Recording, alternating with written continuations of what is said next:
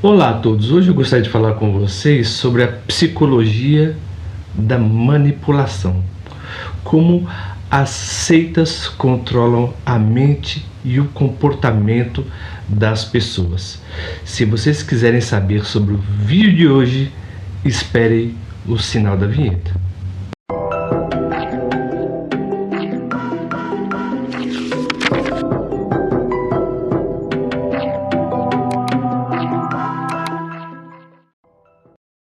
Para entendermos como as religiões e as seitas mudam o comportamento das pessoas, teremos que entender o que é manipulação. Hoje em dia nós temos um conceito muito vago da palavra manipulação. Interessante que, se olharmos, por exemplo, a sua etimologia, a palavra manipulação significa, na verdade, moldar ou emoldurar com a mão, não é? Por isso que vem o latim manipulus, ou seja, você está manipulando soldados. Então, você está condicionando eles, na verdade, da maneira que você molda, a agir do jeito que você quer. Então, a manipulação, na verdade, ela nasce por esse princípio de moldar, de emoldurar, por exemplo, né, algo em detrimento ao próprio benefício, excluindo, na verdade, a empatia. O interessante também, temos que saber a ligação entre religião e poder, né? O interessante é que, por exemplo, a religião sempre fez parte da constituinte do ser humano.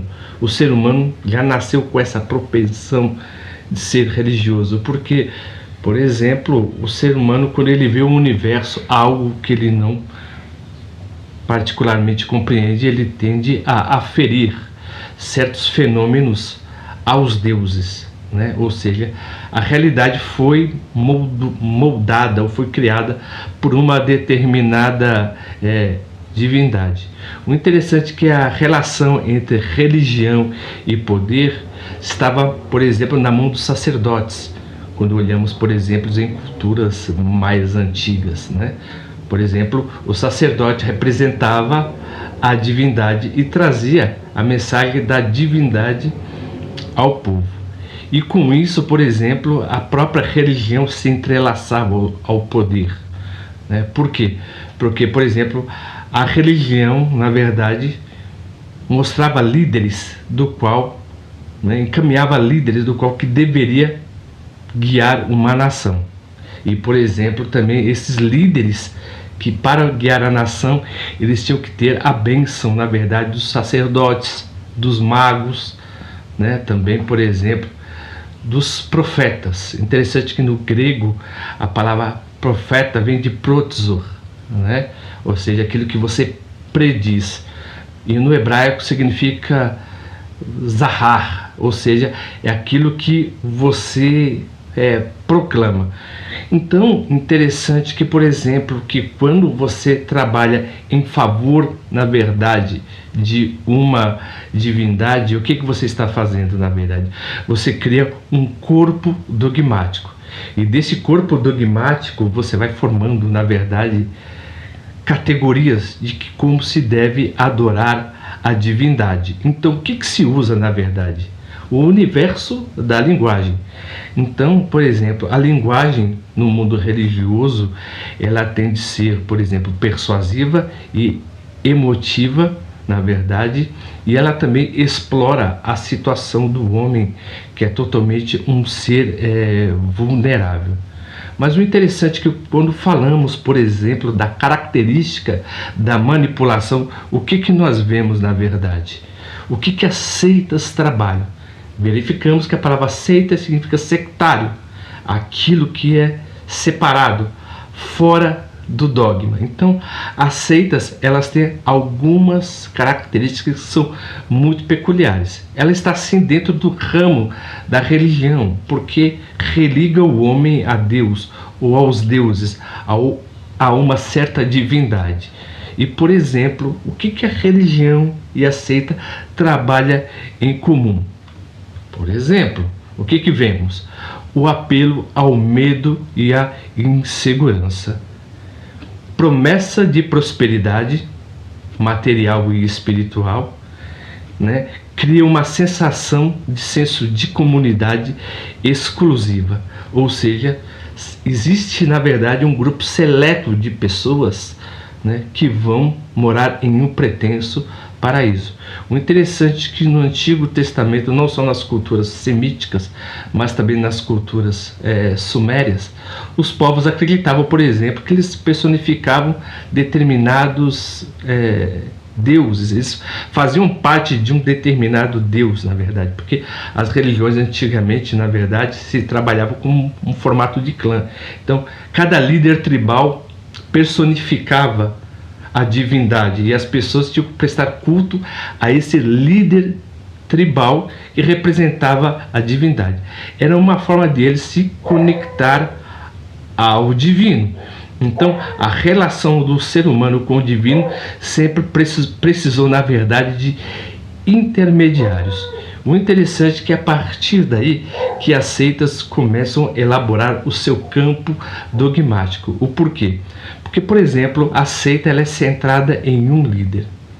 E o líder, ele interpreta as escrituras conforme elas sejam, ou ao Corão, por exemplo, ou o Zen de Avesta, ou o Bhagavad Gita, ou a Bíblia Sagrada, ou seja, eles vão interpretar, na verdade, de acordo com a necessidade do povo, tá? Então, o líder religioso, ou o líder da seita, ele sempre vai usar essa interpretação das escrituras sagradas como uma forma de controle. Então, é um mecanismo de controle, ou seja, como o ser humano ele tem alguma tendência, na verdade, à manipulação, principalmente líderes religiosos, por exemplo, que tem um certo grau, na verdade, de narcisismo e psicopatia, eles trabalham com esses mecanismos de controle, por exemplo, isolando as pessoas até mesmo do seu meio religioso. O interessante é que não vivemos mais no período primitivo. Temos, né, agora nossa sociedade, somos seres totalmente urbanizados, mas a nossa mentalidade, a mentalidade do ser humano é totalmente arcaica. Então ele sempre tem a necessidade, na verdade, de quando se chegar de uma divindade, ele precisa de alguém que o intermedie. O interessante é que isso, na maioria das vezes, acontece é com a pessoa que tem uma carência emocional muito grande.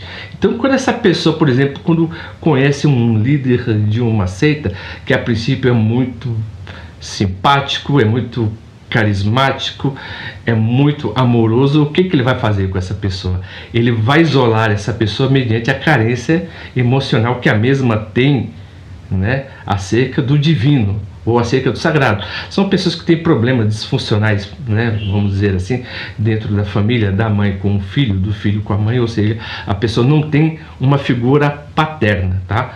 Então, o líder da seita, o líder religioso, ele começa a elaborar da seguinte maneira, fazendo esse mecanismo de controle mental.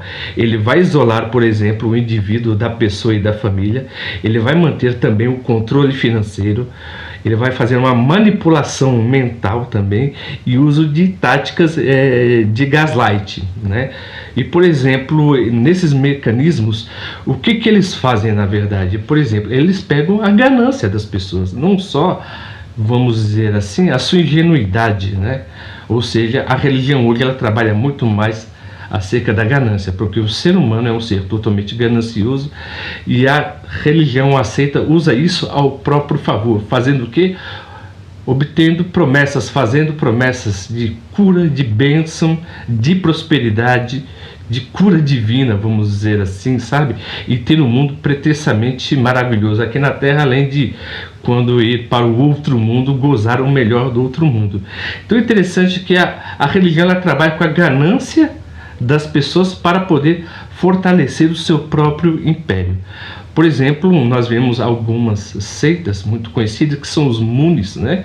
Que foi fundada por Jung Musung, os Mormons, por Joseph Smith.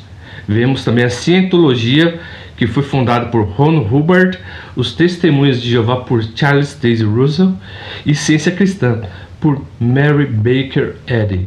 Por que essas religiões, essas seitas têm esse poder tão persuasivo? Porque eles oferecem aquilo para o ser humano, aquilo que ele necessita. É lei de oferta e procura. Então a pessoa necessita de cura, a religião oferta cura. A pessoa necessita de prosperidade, a religião oferece prosperidade.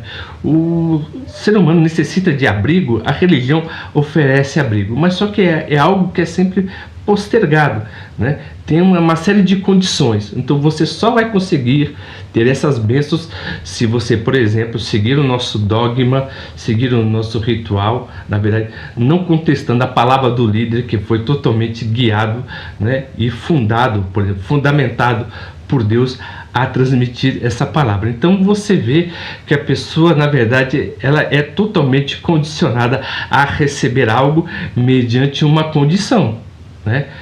E a manipulação sempre estabelece no princípio da condição. Você só vai receber A se fizer B. Você só vai receber B se fizer C. Então, com isso, na verdade, a religião ou a seita, ela vai fazer o quê? Ela vai alimentar o narcisismo do seu líder, né? Por exemplo, com sinais de grandeza, que não ser totalmente grandioso, autoritário, né? Necessita de admiração, e ele também vai alimentar o seu grupo religioso com promessas que nunca irão cumprir, porque ele sempre faz, na verdade, dá sempre essa moeda de troca, sempre dando algo pequeno e cobrando algo maior. Então você vê que as pessoas entram em uma sintonia com o líder, do qual que o líder não tem com a seita, porque você vê na maioria das histórias, eles sempre vão fazer o que? Sacrificar, né, o seu grupo religioso.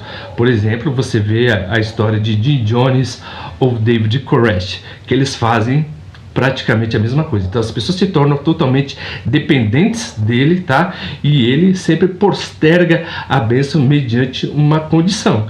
O que é isso? É uma coerção psicológica entre gaslighting, love bombing e o hovering. Por quê? Porque, por exemplo, eles conquistam as pessoas pelo amor, distorce a percepção da realidade na cabeça das pessoas e, por exemplo, também coloca o hovering. O que é o hovering? Perseguir a pessoa, porque se caso ela questionar a fé, exercer a sua faculdade crítica, na verdade, ela está saindo, né, do campo dogmático. Então ela já não é mais escolhida pelo Deus ou pelos deuses a fazer parte desse grupo religioso, essa seita religiosa. Então a seita, ela é totalmente sectária. Interessante que tem religiões hoje que trabalham no mesmo cunho, mesmo não sendo seitas. Por exemplo, você vê a cultura da prosperidade, né? Teologia da prosperidade, teologia da cura divina, sempre estabelece uma condição mediante sacrifícios. Então, se a pessoa não faz, por exemplo, se a pessoa faz o sacrifício e ainda não obedece, não recebe a bênção que ela acreditava receber, ela ainda é a culpada, porque ela nunca fez ou não fez ainda o sacrifício do modo correto, não orou de modo correto, não buscou a Deus de modo correto, não jejuou de modo correto.